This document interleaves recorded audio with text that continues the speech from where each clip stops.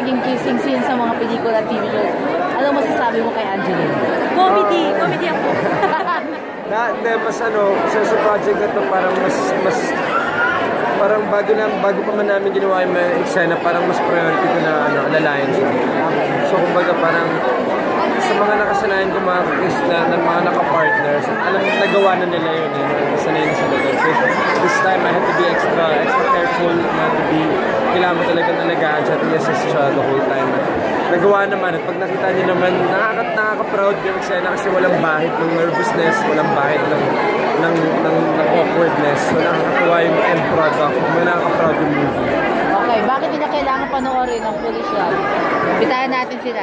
Well, kailangan nyo panoorin dahil sa tandem ni Tommy Mio, tandem namin ni Angeline.